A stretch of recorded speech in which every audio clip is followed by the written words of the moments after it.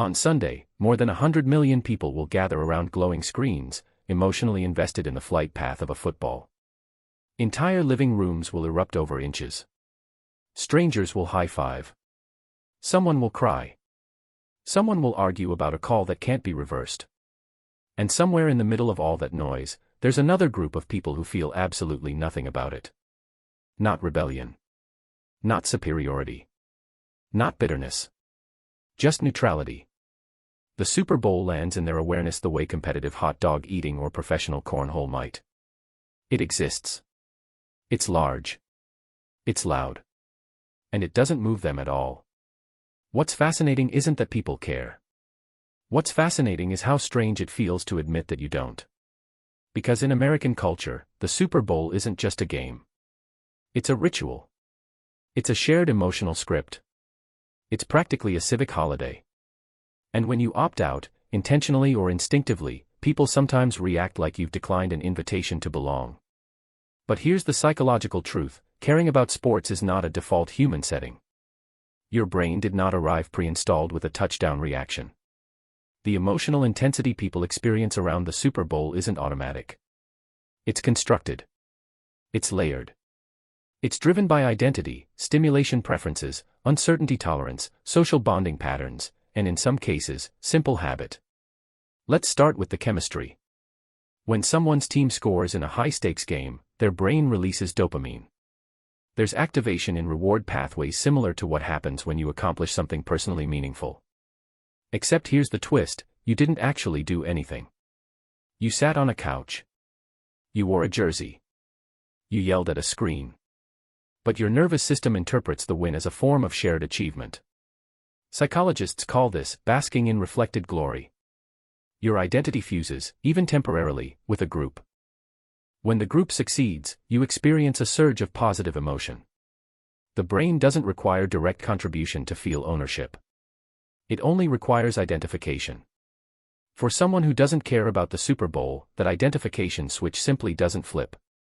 It's not defiance. It's not cynicism. It's just that the tribal trigger doesn't land. And tribal identity is powerful. Humans survived because we formed groups and competed with other groups. That wiring still exists. Modern sports are one of the safest ways we reenact ancient in-group versus out-group dynamics. My team. Your team. Our colors. Their colors. Victory. Defeat. To someone deeply invested, the emotional stakes feel real because the belonging feels real. But not everyone experiences belonging through sports. Some people find it in creative communities.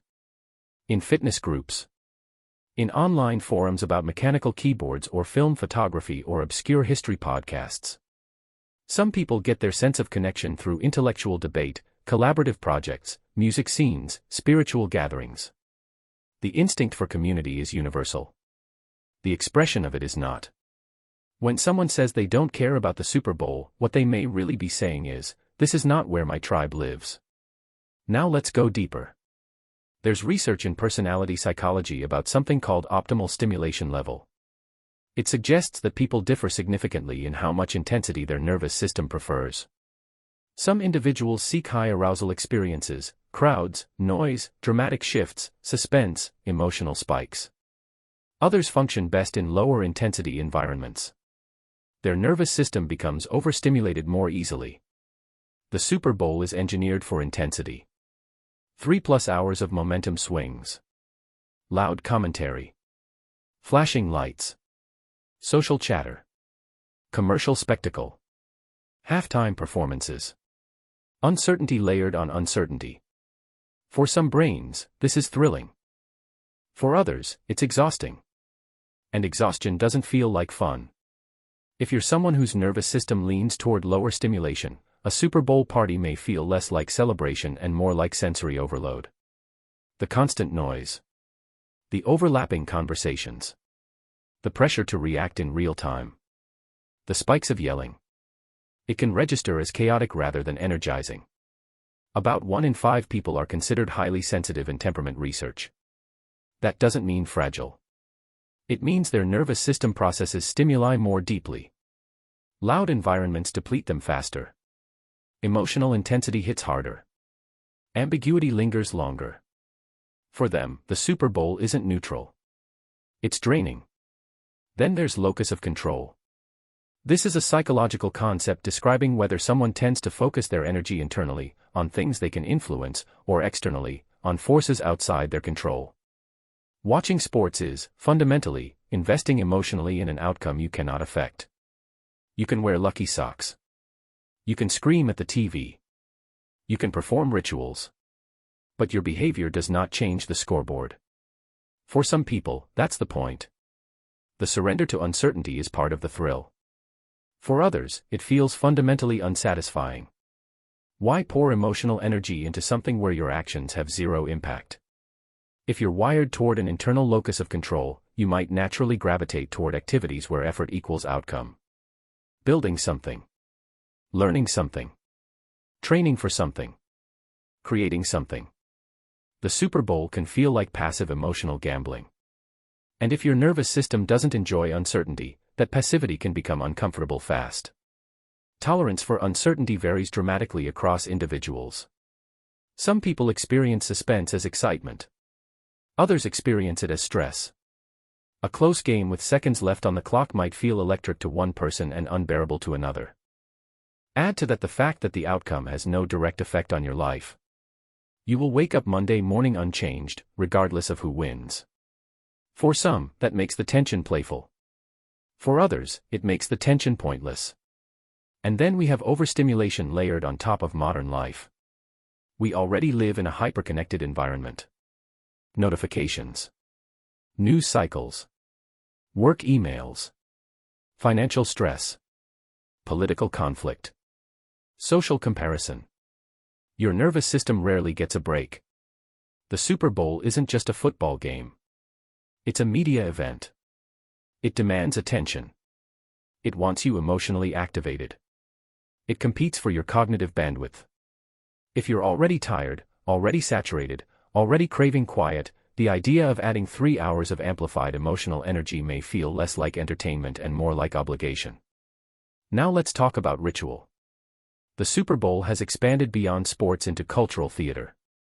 Commercials are analyzed. Halftime shows are dissected. Snacks are themed. There's an expectation of participation. Even if you don't care about football, you're supposed to care about the spectacle. And when you don't, it can feel isolating. You sit in a room where everyone else reacts to moments you don't emotionally register. Laughter erupts at ads you don't find funny. Groans follow plays you didn't understand.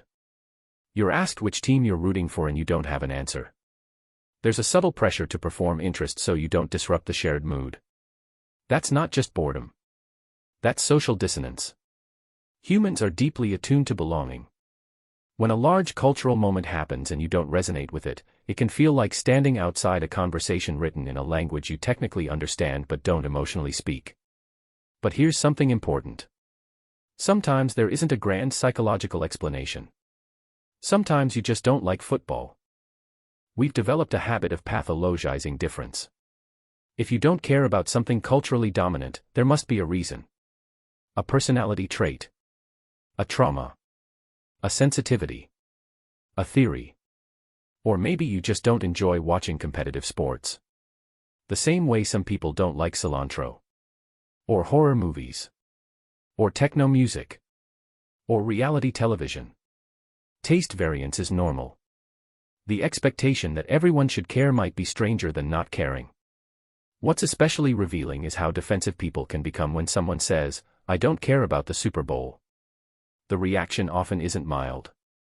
It can feel personal. As if indifference is a criticism. As if opting out is rejecting not just the game but the people who love it. That defensiveness reveals how sports function as identity markers. When something becomes tied to belonging, disagreement can feel like disconnection.